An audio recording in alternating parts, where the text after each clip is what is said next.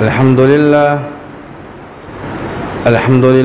नहमदुहु व नस्तईनुहु व नस्तगफिरुहु व नु'मिनु बिही व नतवक्कलु अलैहि व नऊज़ु बिल्लाहि मिन शुरूरि अनफुसिना व मिन सय्यिआति अमालिना मन यहदिहिल्लाहु फला मुज़िल्ल लहु व मन युज़लिल्हु फला हादिय लहु व नशहदु अन ला इलाहा इल्लल्लाहु वहदहु ला शरीका लहु व नशहदु अन्न सय्यिदना व सनदना व शफीअना व हबीबना व मौलाना मुहम्मदिन व बारिक व सल्लिम। अम्मा बअदु फ़अऊज़ु बिल्लाहि मिनश शैतानिर रजीम। बिस्मिल्लाहिर रहमानिर रहीम। व इज़ा सअलक इबादी अन्नी फ़इन्नी क़रीब उजीबु दाअवतद दा'i इज़ा दअन फ़ल्यस्तजीबू ली वलयुमिनू बी लअल्लहुम यरशुदून। वक़ाल अयज़न फ़ी मौज़िइन आख़र वअबुद रब्बक हत्ता यअतियकल यक़ीन।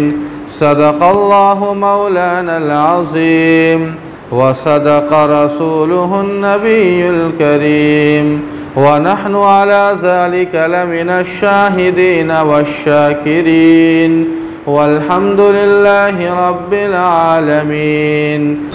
मोहतरम हाज़रीन जुमा, अज़ीज़ान गिरामी, दूर दराज से तशरीफ़ लाए हुए हमारे दीनी भाइयों, बुज़ुर्गों और साथियों, रमज़ानुल मुबारक जो महीना अभी गुज़रा है, रमज़ान के बाद ये पहला जुमा है। आपने देखा होगा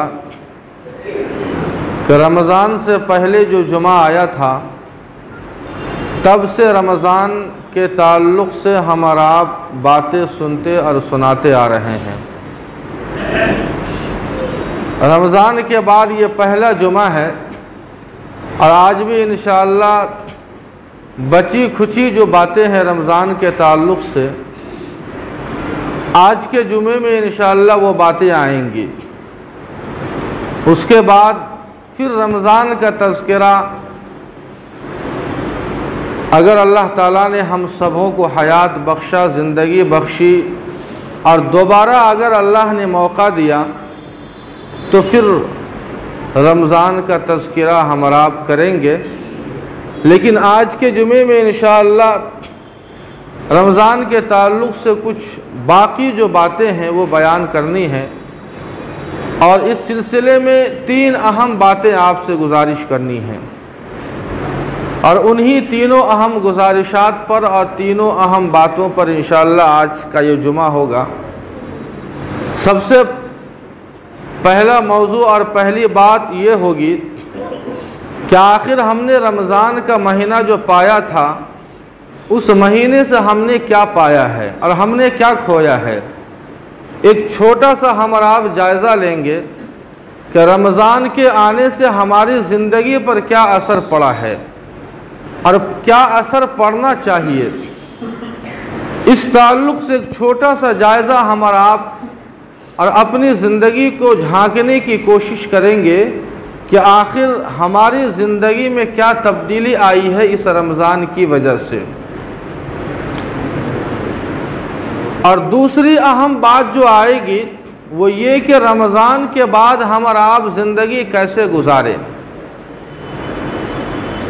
ये दूसरी बात होगी।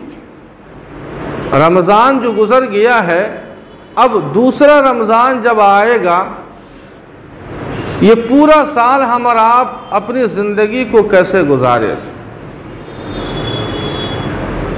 और तीसरी अहम बात ये होगी कि ये शव्वाल का महीना है। शव्वाल में जो 6 रोज़े हैं, जो नफली रोज़ा कहलाता है, उस ताल्लुक़ से भी इंशाअल्लाह कुछ बातें आएंगी। दुआ फरमाएं कि अल्लाह पाक हम सबों को सही बात कहने, सुनने, सुनाने और उन बातों पर अमल करने की तौफीक अता फरमाए। हाज़रीन, रमज़ान का महीना बड़ी आन बान और शान के साथ आया था। रमज़ान का महीना अपने दामन में रहमतों और बरकतों को लेकर आया था, अनवार और अल्लाह ताला की तरफ से बरकतों को लेकर आया था। रमज़ान अपने दामन में ईमान व यकीन और सआदतों और तक़वे को लेकर आया था। लेकिन रमज़ान गुज़रा, वो सारी बरक़ात, वो सारी रौनक़ें, वो सारी चीज़ें ख़त्म हो गई। और रमज़ान के अंदर जो हमारा मामूल था, आपने देखा भी होगा कि रमज़ान के अंदर तो पूरी मस्जिद खचाखच भरी रहती थी, बिना किसी को बुलाए। ये रमज़ान की बरकत का नतीजा था कि रमज़ान में पूरी की पूरी मस्जिद भरी रहती थी। नौबत यहाँ तक आती थी कि मस्जिद के इंतज़ामिया को अलग से इंतज़ाम करना पड़ता था, चटाइयों का इंतज़ाम करना पड़ता था, लोटों का इंतज़ाम करना पड़ता था, सफाई का ख्याल करना पड़ता था। लेकिन अब तो हमारा हाल ये हो चुका है कि ईद की नमाज हुई और उसके बाद से जो हमारी मस्जिदें वीरान होती है, ये चटाइयाँ भी मोड़ कर रख दी जाती है। वो कुमकुमे जो हमने मस्जिद में लगवाए थे वो भी उतरवा दिए जाते हैं।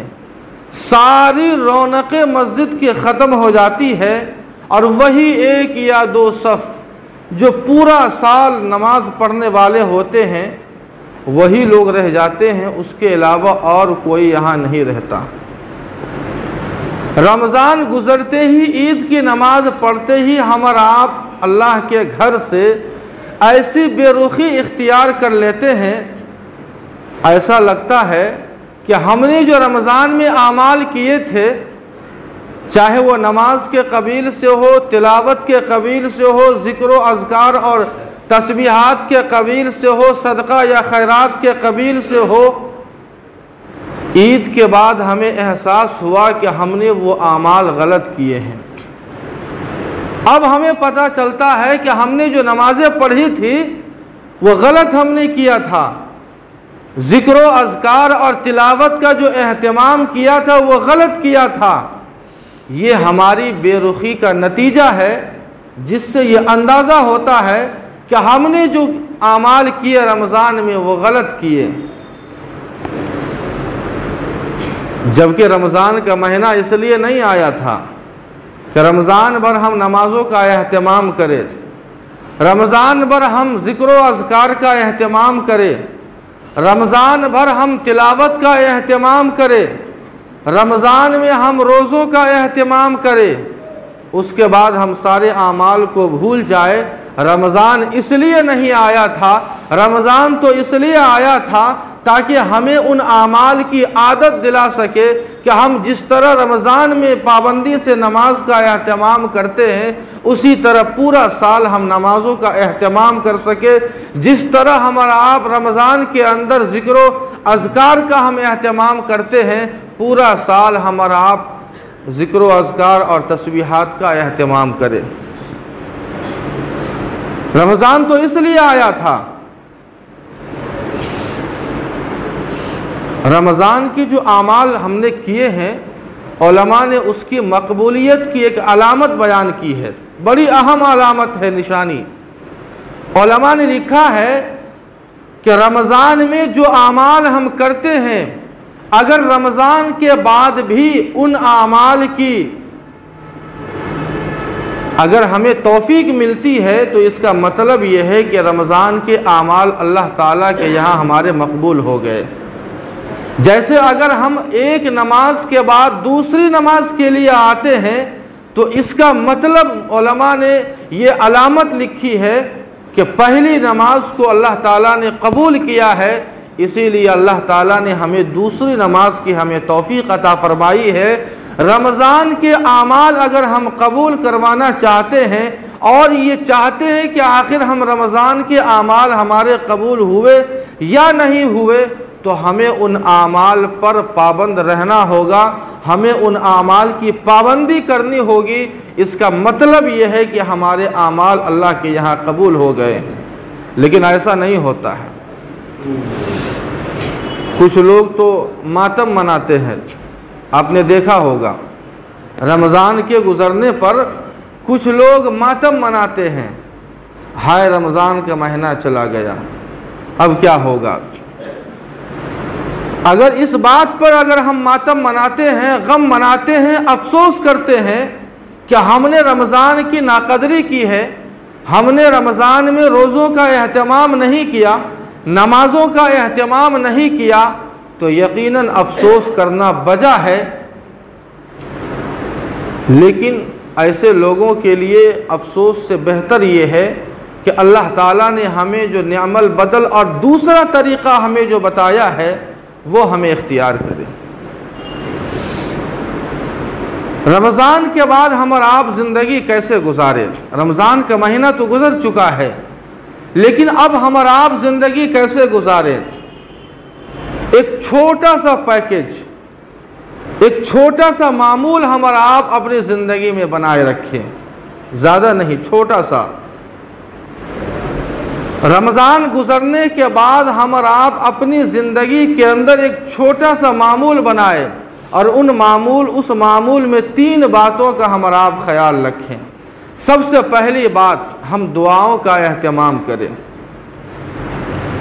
पूरा साल हम दुआओं का एहतमाम करें, अल्लाह ताला से हम तौफीक मांगे, ईमान और अमल और यकीन की तौफीक मांगे, अल्लाह ताला से नेक आमाल की तौफीक मांगे, खूब दुआओं का एहतमाम करें। ये पहला अमल, मामूल में पहला अमल ये है कि हम दुआओं का एहतमाम करें। इसीलिए जब रमज़ान का अल्लाह ताला ने तज़किरा फरमाया है सूरह बकरा के अंदर दूसरे पारे में, जो चंद आयतें आपने बराबर सुनी है, या अय्युहल्लज़ीना आमनू कुतिबा अलैकुमुस्सियाम, यहाँ से तकरीबन 1-1.5 सफ़ा तक जो है अल्लाह ताला ने रमज़ान के ताल्लुक़ से ही बयान फरमाया है। उसी के दरमियान शहर रमज़ान अल्लज़ी उन्ज़िला फ़ीहिल कुरान वाली आयत भी आती है। जब रमज़ान का तज़किरा ख़त्म होता है तो रमज़ान के तज़किरे के ख़त्म होने के फ़ौरन बाद अल्लाह ताला फरमाते हैं, व इज़ा सअलका इबादी अन्नी फ़इन्नी क़रीब। अल्लाह ताला ने रमज़ान का तज़किरा जब किया तो रमज़ान के तज़किरे के बाद अल्लाह ने दुआ की तरगीब दी, व इज़ा सअलका इबादी अन्नी फ़इन्नी क़रीब। अल्लाह फरमाते हैं कि जब मेरा कोई बंदा मुझसे दुआ मांगता है, फ़इन्नी क़रीब, मैं उससे शहे रग से भी ज़्यादा करीब होता हूँ और उसकी तमाम दुआओं को कबूल करता हूँ। अल्लाह ताला ने सबसे पहले दुआ का तज़किरा किया। इसलिए हमारा आप रमज़ान के बाद अपने मामूल में सबसे पहला मामूल ये बनाएं कि हम दुआओं का एहतमाम करें।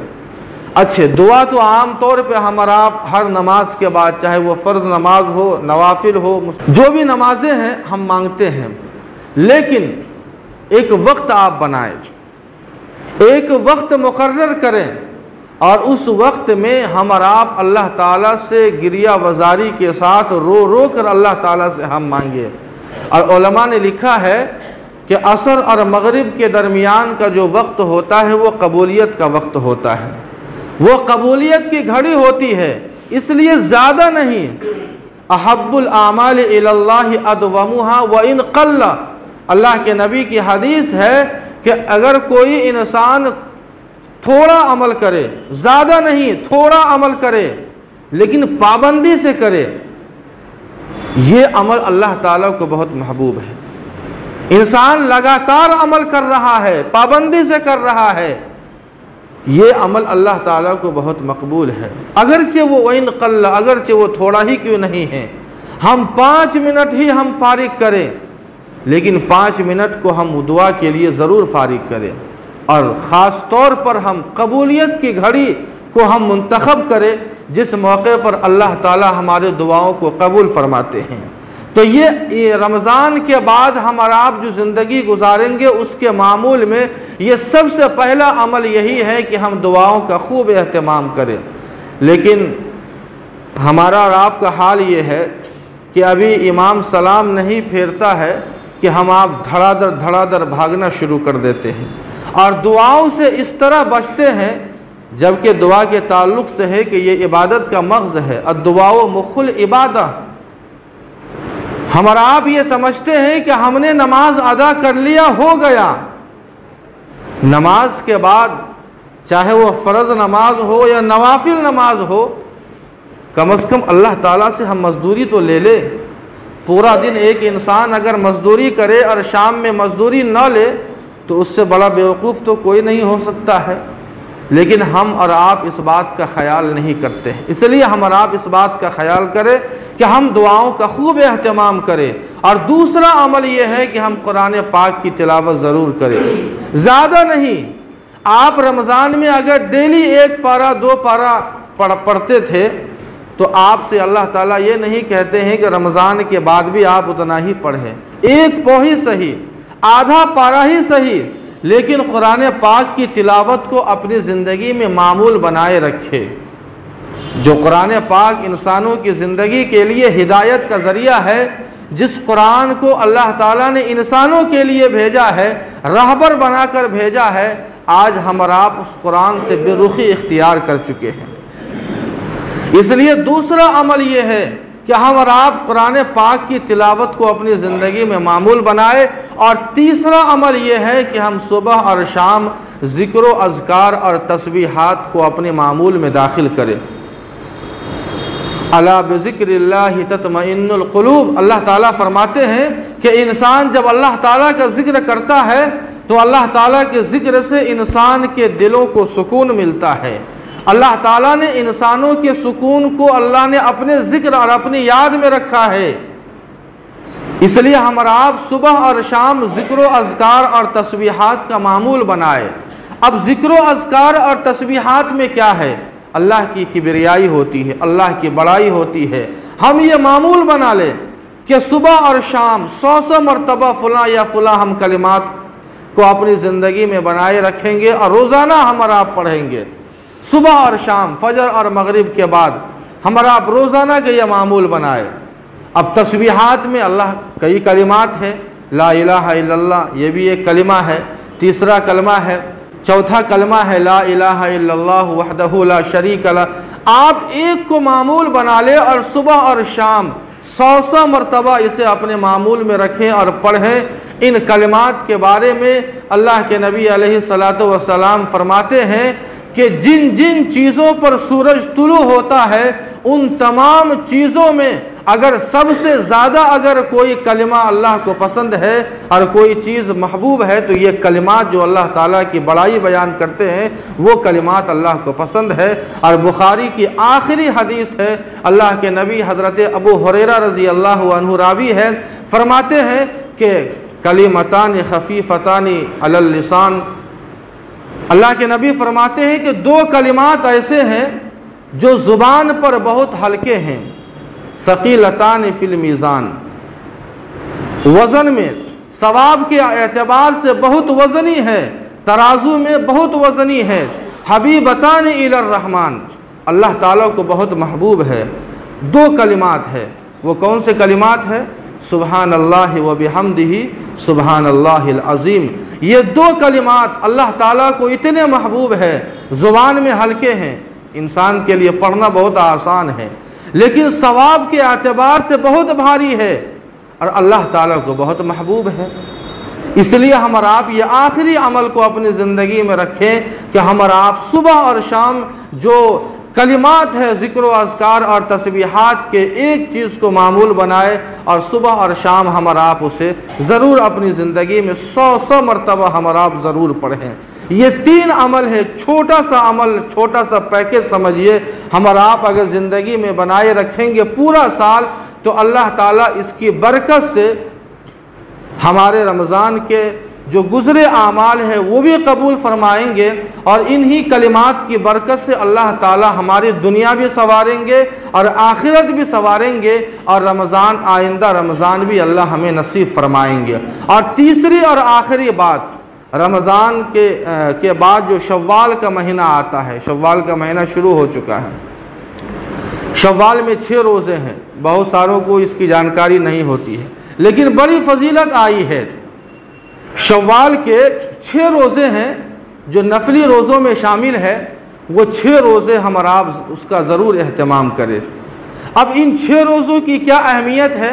अल्लाह के नबी फरमाते हैं कि अगर कोई शख्स रमज़ान के रोज़े रखे, रमज़ान के बाद जो शव्वाल का महीना आता है, शव्वाल के 6 रोज़े भी रख लेता है, 30 और 6 36 रोज़े हो गए। अल्लाह के नबी फरमाते हैं कि पूरा साल उसे रोज़ा रखने का सवाब मिलता है। 36 रोज़े, रमज़ान के 30 रोज़े, और रमज़ान के बाद जो शव्वाल का महीना आता है, जो महीना अभी चल रहा है, इसके 6 रोज़े, इन रोज़ों के ताल्लुक़ से अल्लाह के नबी फरमाते हैं कि अगर कोई ये रोज़े रख लेता है तो उससे पूरी ज़िंदगी और पूरा साल रोज़ा रखने का सवाब मिलता है। अब ये बात हमें और आपको समझ में नहीं आएगी कि 36 रोज़ा हमने रखा, लेकिन सवाब तो पूरी ज़िंदगी मिल रहा है, पूरा साल मिल रहा है। साल ख़त्म हुआ नहीं कि रमज़ान आ गया, रमज़ान ख़त्म हुआ नहीं कि शव्वाल के 6 रोज़े हमने रखे फिर पूरे साल का सवाब शुरू हो गया। बहुत आसान है समझना। कुरान पाक की एक आयत है, अल्लाह ताला फरमाते हैं मन जाअ बिल हसनति फलहु अशरु अमसालिहा, कि जो इंसान एक नेकी करता है अल्लाह ताला उसे हम 10 नेकियों का बदला अता फरमाते हैं। ये बात हम आप जानते हैं। मन जाअ बिल हसनति फलहु अशरु अमसालिहा, जो शख्स एक नेकी करेगा अल्लाह ताला उसे 100 नेकियों का बदला, 10 नेकियों का बदला अल्लाह अता फरमाएंगे। यानी एक नेकी का बदला 10 नेकियों के बराबर हमें मिलता है, उसका अजर मिलता है, उसका बदला मिलता है। अब 36 को अगर हम 10 से गुना करते हैं तो सीधे 360 होते हैं, और दिन साल में 360 ही होते हैं। मालूम यह हुआ कि इन 36 रोज़ों के बदले रमज़ान के 30 रोज़े और रमज़ान के बाद शव्वाल के जो 6 रोज़े हैं, अल्लाह ताला पूरी ज़िंदगी और पूरा साल रोज़ा रखने का हमें सवाब अता फरमाते हैं। लेकिन एक दो बात और ख़याल रखें। अगर किसी मजबूरी की वजह से रमज़ान में हमारे चंद रोज़े छूट गए, मिसाल के तौर पर कोई मजबूरी आ गई, हमने रोज़ा छोड़ दिया मजबूरी की वजह से, तो हम और आप बेहतर ये है कि सबसे पहले उन फ़र्ज़ रोज़ों को रखें, इसलिए कि नफल बाद में है लेकिन फ़र्ज़ पहले है। इसलिए हम और आप पहले फ़र्ज़ रोज़ों की क़ज़ा करें, रमज़ान के बकिया रोज़ों की, और उसके बाद हम इन शव्वाल के 6 रोज़े को रखें। और एक बात और याद रखें, ये 6 रोज़े जो शव्वाल में रखने हैं इसके लिए कोई तायीन नहीं है। तायीन का मतलब यह है कि लगातार रखना ज़रूरी नहीं है, या ऐसा नहीं है कि आज ईद का दिन है कल से हमको शुरू करना पड़ेगा, ऐसा नहीं है। पूरा महीना शव्वाल का महीना है, पूरे शव्वाल के महीने में हम और आप अपनी सहूलियत से जब चाहे रोज़ा रख सकते हैं। 6 रोज़े, 2 रोज़ा हमने लगातार रखा, कोई परेशानी आ गई हमने छोड़ दिया, उसके बाद फिर हमने 2 रोज़े रख लिए।